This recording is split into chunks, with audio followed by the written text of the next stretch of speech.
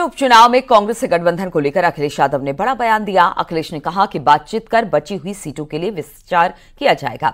अखिलेश के बयान का मतलब साफ है कि जिन 6 सीटों पर प्रत्याशी उतारे हैं उन सीटों पर कांग्रेस का कोई चांस नहीं है कि एसपी प्रत्याशी वहां पर वापस लेगी।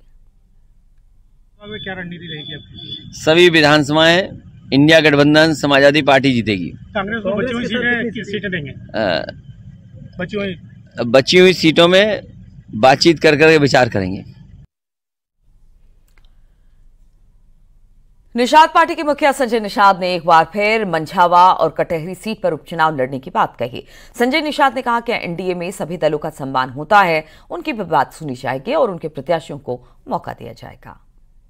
सिंबल से चुनाव लड़ेगी निषाद पार्टी, पहले भी लड़ती रही है। भारतीय जनता पार्टी पहले भी जिसकी सीट होती है उसको देख लड़ाती रही। हम लोग 10 सीट पर एनडीए का प्रत्याशी तय होगा और भारतीय जनता पार्टी जहां लड़ेगी वहां हम लोग देंगे और जहां निषाद पार्टी लड़ेगी कहां लड़ेंगे। हाथरस कांड को लेकर समाजवादी पार्टी को बीजेपी पर निशाना साधने का एक और मौका मिल गया और इस पर अब सियासत तेज हो गई है। दरअसल आज हाथरस कांड में नारायण साकार हरि की पेशी थी, माफ कीजिएगा कल थी। लखनऊ में न्यायिक आयोग में साकार हरि उर्फ भोले बाबा की पेशी हुई। न्यायिक आयोग में नारायण साकार हरि से करीब 1.5 घंटे से ज्यादा पूछताछ हुई, लेकिन बाबा जिस गाड़ी से पहुंचे वो अब चर्चा का विषय बन गया है, क्योंकि गाड़ी पर बीजेपी विधायक का स्टिकर और बीजेपी का झंडा लगा हुआ था। बीजेपी विधायक बाबूराम पासवान बाबा नारायण साकार हरि के साथ पहुंचे थे। अब इसे लेकर समाजवादी पार्टी ने बीजेपी पर तंज कसा है।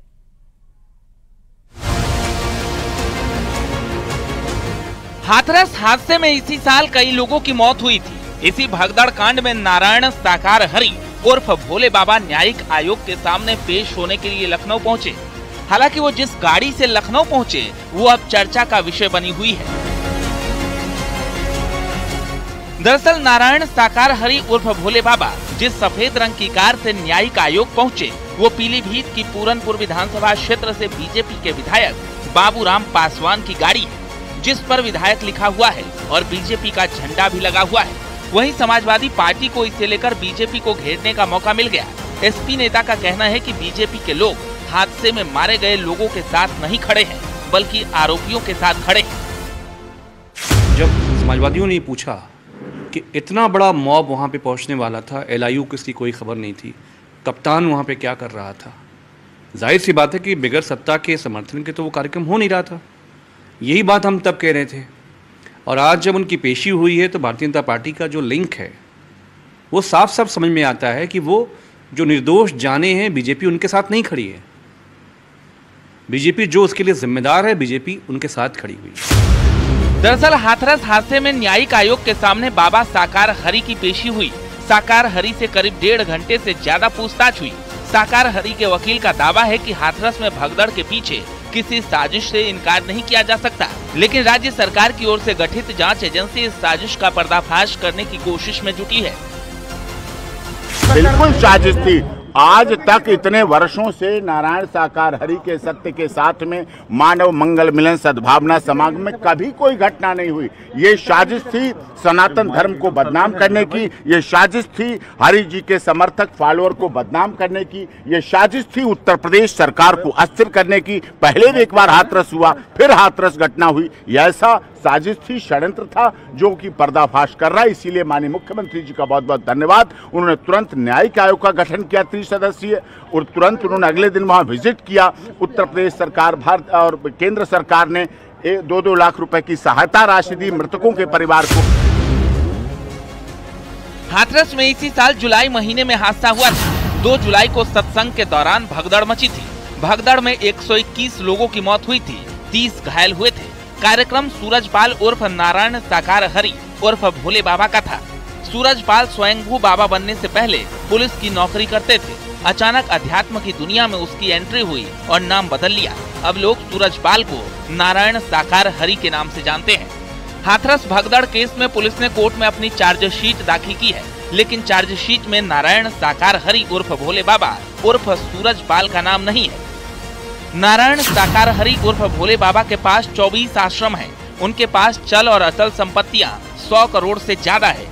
बाबा 25 से 30 गाड़ियों के काफिले के साथ चलते हैं। नारायण साकार हरि उर्फ भोले बाबा अपने अनुयायियों से एक पैसा चढ़ावा नहीं लेते हैं, लेकिन फिर भी उसके पास आलीशान आश्रम और इन आश्रमों में दुनिया की सभी सुख सुविधाएं मौजूद हैं।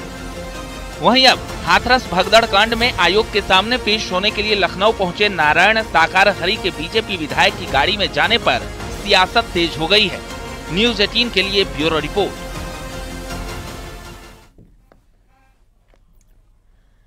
दिवाली से पहले योगी सरकार ने बिजली उपभोक्ताओं को बड़ा तोहफा दिया है। उत्तर प्रदेश में बिजली की दर बढ़ाने का प्रस्ताव नियामक आयोग की तरफ से खारिज कर दिया गया है। पावर कॉर्पोरेशन के सभी प्रस्ताव खारिज कर दिए गए, यानी कि बिजली की दरें नहीं बढ़ने वाली है। तय दर पर ही बिजली बिल वसूला जाएगा, जो आज इस वक्त चल रहा है। उत्तर प्रदेश में लगातार 5 साल से बिजली दरें नहीं बढ़ी है। माध्यम से प्रदेश के माननीय मुख्यमंत्री जी को बधाई देना चाहूंगा और माननीय नियामक आयोग से भी मैं मिलकर आ रहा हूं। ये जो बिजली कंपनियां थी वो लगभग 11,203 करोड़ का अपना घाटा दिखाकर चोर दरवाजे बिजली दरों में बड़ा इजाफा कराना चाह रही थी, जिसके लिए हम लोगों ने बहुत लंबा संघर्ष किया। अंततः विद्युत नियामक आयोग ने फैसला सुना दिया कि ये जो बिजली दरें लागू है वही यथावत रहेंगी, यानी कि उत्तर प्रदेश देश का पहला राज्य बन गया है जहां 5 सालों से बिजली दरों में कोई बढ़ोतरी नहीं हुई, यथावत रहेगी। जो दरें पहले थी वही दरें रहेंगी। और सबसे बड़ी बात है, जो उपभोक्ताओं का 33,122 करोड़ इनके ऊपर सरप्लस निकल रहा था, जिसको लेकर मैं दरों में कमी करने को बात कर रहा था, उस पर भी आने वाले समय में आगे फैसला होगा। लेकिन एक और खुशखबरी है कि प्रदेश की बिजली कंपनियां जो 11,203 करोड़ रुपया घाटा बता रही थी, अंततः फिर लगभग 1944 करोड़ बिजली कंपनियों पर निकला है, यानी कि आने वाले समय में हम लोगों के लिए और भी आसान होगा कि बिजली दरों में आने वाले कई वर्षों तक ये बढ़ोतरी नहीं करा पाएंगे। तो आज का जो फैसला रहा बहुत ऐतिहासिक रहा, जहां इन्होंने कहा स्मार्ट मीटर का जो मामला है उस पर SMS अलर्ट पर भी 10 रुपया लेंगे, उसको भी खारिज कर दिया। कहा कनेक्शन काटने और जोड़ने का भी हम 50 रुपया लेंगे, उसको भी खारिज कर दिया। और अंततः जो ट्रांसमिशन का टैरिफ था इन्होंने 26 पैसा मांगा था, उसमें कमी करके उसको 23 पैसा कर दिया। नोएडा पावर कंपनी जो पूरे ग्रेटर नोएडा क्षेत्र में जो सप्लाई करती है बिजली की, उसकी दरें 10% कम कर दी गई, यानी कि जो पहले 10% कमी आगे चल रही थी वो आगे भी चलती रहेगी। तो एक तरह से ग्रेटर नोएडा क्षेत्र के विद्युत उपभोक्ताओं के लिए बड़ी खुशखबरी है कि उनकी दरें आगे भी 10% कम रहेगी। गाजियाबाद पुलिस की क्राइम ब्रांच ने 1 लाख के इनामी जावेद को गिरफ्तार किया। जावेद पर मोबाइल टावरों से रिसीवर, बैटरी और महंगे उपकरण चोरी करने का आरोप है। आरोपी से करीब 35 लाख रुपए की चोरी का सामान बरामद हुआ है। आरोपी चोरी का माल भारत के अलावा चाइना और दुबई में भी बेचा करता था। पुलिस ने जावेद के 7 साथियों को गिरफ्तार कर लिया है। मई में इसकी गिरफ्तारी हुई थी। इस दौरान जावेद मौके से फरार हो गया था। पुलिस ने आरोपी को दिल्ली एयरपोर्ट से गिरफ्तार किया है। जावेद अली ठेली पर कबाड़ का काम करता था। धीरे धीरे उसने कंप्यूटर के कबाड़ का काम शुरू कर दिया। उसके बाद मोबाइल टावरों से रिसीवर, बैटरी, महंगे उपकरण चोरी किया करना शुरू कर दिया। इन उपकरणों को भारत के अलावा चाइना और दुबई के बाजार में वो भेजता था। कुछ ही सालों में जावेद करोड़ों की संपत्ति का मालिक बन चुका है।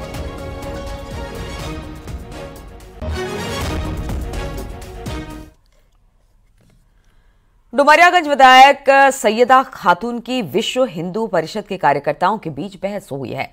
दरअसल एक मंदिर में विधायक सैयदा खातून और उनके मुस्लिम समर्थक हिंदुओं को फलहार बांट रहे थे। इसकी सूचना विश्व हिंदू परिषद के कार्यकर्ताओं को पहुंच गई। सूचना के बाद मौके पर पहुंचे वीएचपी के कार्यकर्ताओं की विधायक से बहस हुई। वीएचपी के लोगों ने विधायक पर धर्म भ्रष्ट करने की नीयत से फल बांटने का आरोप लगाया और इटवा थाने में इसके खिलाफ तहरीर दे दी है। लोगों ने यह भी कहा कि ये वही विधायक है जिन्होंने कोनकटी चौराहे पर दुर्गा मूर्ति लगाने का विरोध किया था।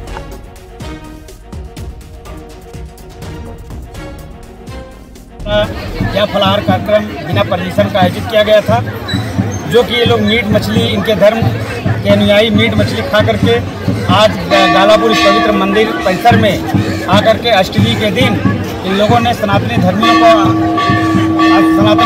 को पदभ्रष्ट करना चाह रहे थे और वो कर करके लोग जा रहे थे।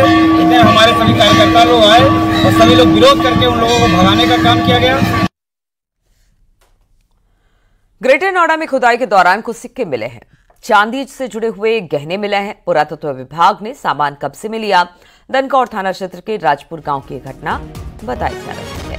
हालांकि सिक्के कितने पुराने हैं, क्या है, अब इसकी छानबीन होगी।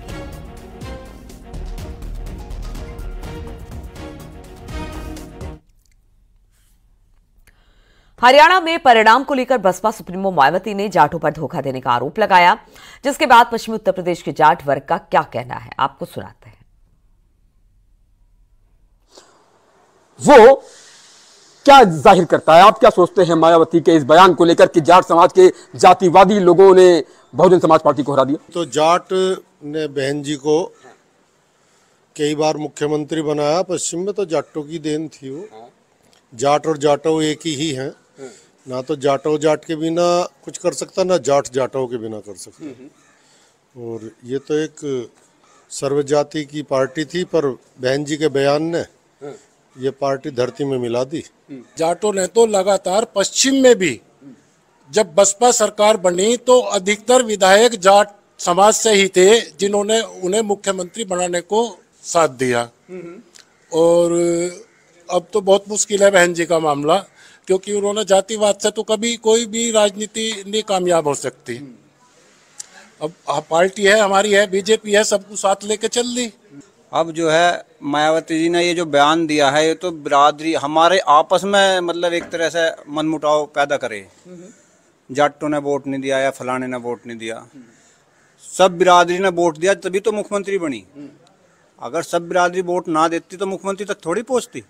हाँ, दिल को तकलीफ देगा, जाटों को तो ज्यादा दे रहा। अच्छा, जाटों को तकलीफ देता है ऐसा बयान? ऐसा बयान दे रहा, जब देना चाहिए था ऐसा बयान। ऐसा नहीं देना चाहिए था, जबकि जाट हरिजन भाई तो ये आपस में एक ही है। आपने कहा ना कि जाट और जाटों के बिना सरकार नहीं बन सकती।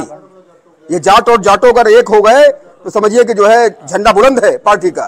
लेकिन अगर जाट समाज के लिए ये कहा जाए कि जातिवादी सोच रखता है जाट समाज, तो ये मामला थोड़ा सा टेढ़ा हो जाता है। हाँ, टेढ़ा हो जाओ, गलत। मायावती जी को क्या सलाह देंगे आप, क्योंकि इस भंवर में है वो और इस तरह के बयान वो दे रही हैं? वो गलत बयान दे रहे। 36 बिरादरी मायावती की गैल थी, एक जाटों को उस पर वो करके अपना और वो करती है।